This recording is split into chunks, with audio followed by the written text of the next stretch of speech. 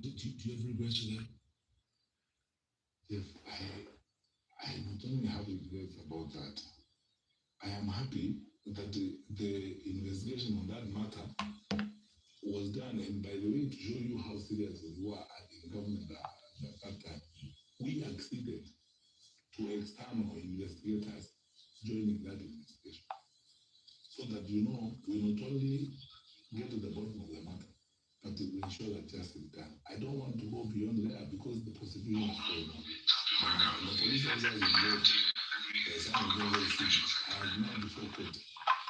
And to show you that we were an open, transparent, and accountable government, we acceded to, external investigators being involved in the matter. Because if we had anything to hide or something, we would have, either found a way of saying, no, we can't involve external investigators or something like that. There is no matter that happened. Jeff, I was in before Parliament. I think I recalled 4 or 5 times on the matter of extrajudicial killings when I was Minister for Interior. Disappearances and extrajudicial killings. Half of them had happened before I didn't become Minister myself. But still, we followed it. The government is a system, a network that works within, state parameters. And then it may take long to get certain facts or long to get certain information, but it comes up. And in all those cases I dealt with, except one that I remember, I think it was either Mandela or Garissa, where we could trace the trail and it was associated with those recruitments of Al-Shabaab and so on. The others, even the claims that had been brought to the house, couldn't be justified. So if indeed there are those cases that exist, I know there are about 2 other cases that are, about 3 other cases that are not resolved. Disappearance of a blogger in Meru, disappearance of a blogger, I think from Western Kenya or something like that.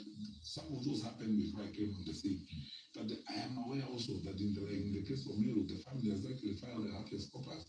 And then the law will be followed systematically and faithfully until the matter is resolved. But there is not an instant I can remember where conscientiously we would decide that how can you do that in the first place? That you're going to commit it, how can you do that?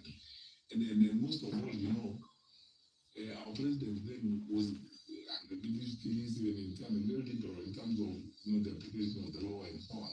He refused to sign a single authorization on there's a provision in the law about murder cases and so on. That even when people have been sentenced to hang, some provision that the president has to sign and so on, who refused to sign any. Historically, he's the president, I think he did not sign one. Any regrets when you were Minister of Interior? Did you ever overstep your boundaries? Not that I can think of, because you see, as I told you, Chef, the security sector is very nice because it works in a very regimented manner. In fact, it's a sector where you are likely to make no mistake because you are surrounded by a huge group of experts, experienced people, very well trained people who advise you on everything that you need to do. Yeah. I know when people raise up issues like, and then I've gone over and over this matter to a point where sometimes it actually is amusing. The issue of the deportation of the winner. I keep saying, people don't believe even the file in court before they come to condemn you. And the matter has got such a long history. There's a judgment by Justice Lenaola when he was in the High Court on dual citizenship, how you acquire your citizenship, you go through that. It's a very painful process that we went through and so on.